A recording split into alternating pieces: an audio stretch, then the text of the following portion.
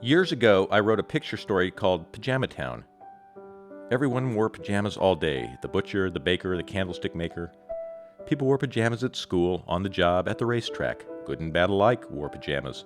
Joe the mechanic wore grease-stained pajamas, and Marge at the skating rink wore pink. In Piccadilly, they might recite Shelley, but in Pajama Town, they wore pajamas all the time.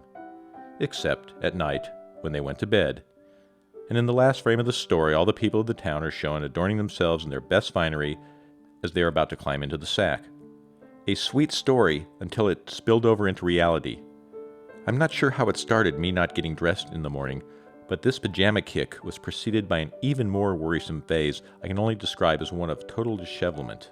When I woke up in the morning, I would put on whatever happened to be piled by the side of my bed. Sweetie did her best to ignore me, but after 3 or 4 days of rotating the same mismatched outfits, she would get snappy, and there was also the issue of wearing my bedroom slippers out. As an art worker, I try to keep a certain amount of decorum. The image I'd like to portray is urbane, like Fred Astaire, someone able to break out in song or dance in any situation. Unfortunately, I can't sing, can't dance, and some of the looks I've sported over the last few years have been downright scary.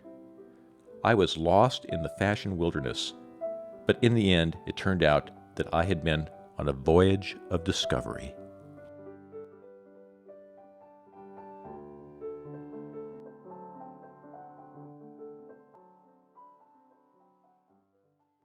Perhaps it was just living in Raleigh. I figured I'd never see anyone I knew. I thought nothing about my downward sartorial progress until around the holiday season when we had a house guest, a woman in the horse business.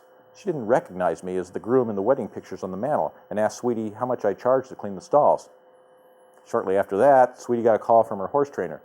He'd seen the funniest thing, someone who looked like me at Lowe's, except the guy was wearing a Carhartt overalls and a beret and furry slippers. Then one day, in the mall, doing some gift shopping, I noticed that store security was following me. I couldn't understand why until I glanced in the display mirror and saw 3 days' growth, a plaid work shirt over a maroon silk pajama top, over a black t-shirt, torn gray sweatpants, 2 different colored socks, and my black slippers. Whoa, what happened? I'd become the everyman of diminished expectations. So what did this mean? My initial response was to jump to a negative conclusion. Should I clean up before it was too late? Upon deeper introspection, I concluded that I liked being unkempt. It made me feel like a big shot. In LA, I never felt successful enough not to dress well. But here, I was often overcome with the desire to paint my toenails black. I liked being dirty.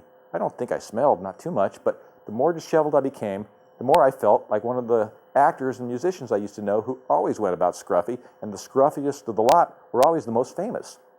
Oh well, I told myself if a good part came my way, I'd be quick to clean up, and in the meantime, I would rot on. Besides, usually the only place I went when I left home was to Edward McKay's bookstore, and there my couture hardly stood out.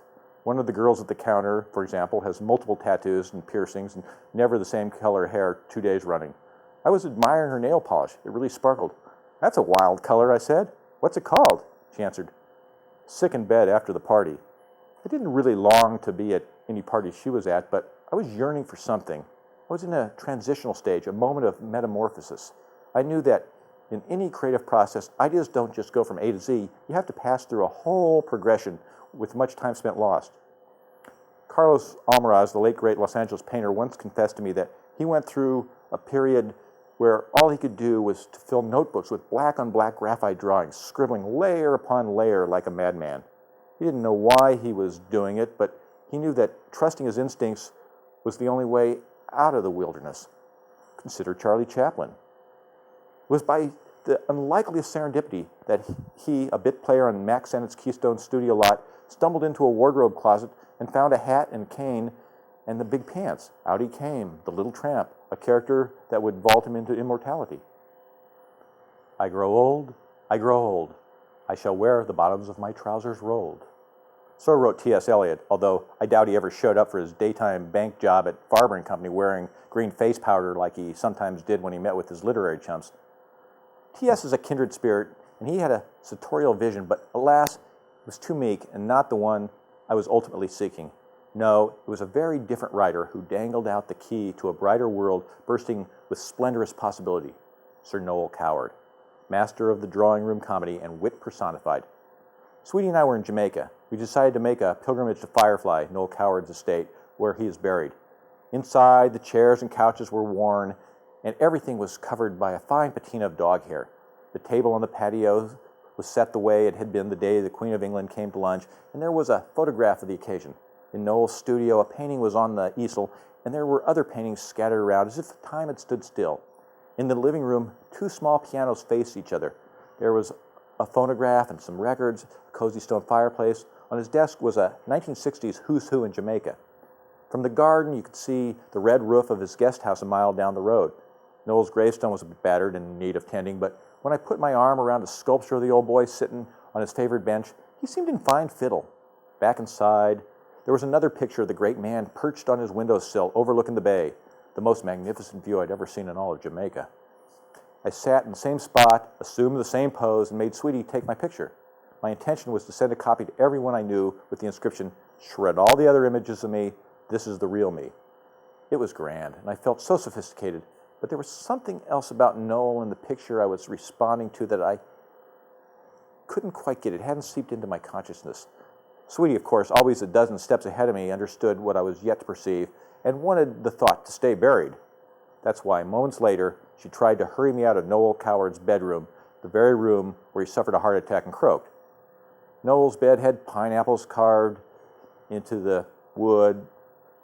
Pineapples were also carved in his dresser, and I'd noticed the same motif earlier in the roof beams, but I wasn't so much interested in his furniture or in pineapples as much as I was in his closet. Sweetie tried to stop me. She suspected what was in there, but I wouldn't be denied. I opened the door, and the instant I saw it, I felt like a chrysalis about to become a butterfly. There it was, Noel Coward's faded, moth-nibbled, one-piece, short-sleeved, belted leisure suit. Bingo.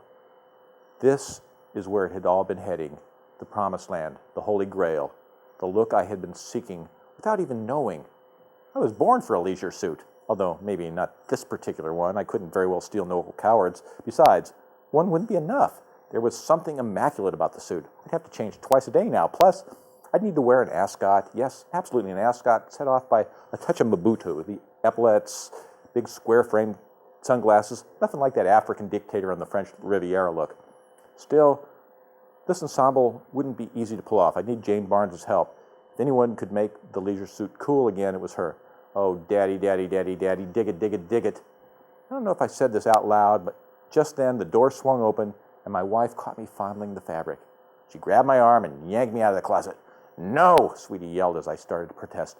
"Don't you even think about it."